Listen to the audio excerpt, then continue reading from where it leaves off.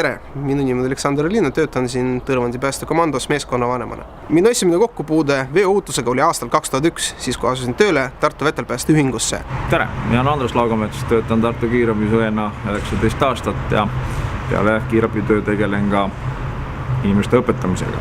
Siin Tõrvandi päästekomandos olen korduvalt ka läbi viinud pinnalpääste koolitusi Lõuna-Eesti päästekeskuse päästetele. Selleks, et läbi viia pinnalpääste töid, panevad päästed selga pinnalpääste ülikonda. Kindlasti pannakse selga ka päästevesti.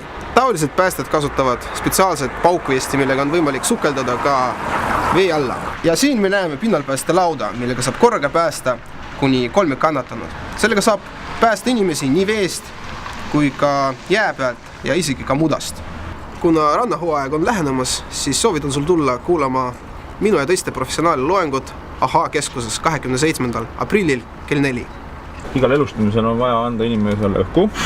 Selleks me kasutame siis sellist hingamiskotti, larüngoskoope, pumpasid, lahaseid, elektrišoki aparaat, millega siis on võimalik inimese südant hinnata, vajadusel käivitada.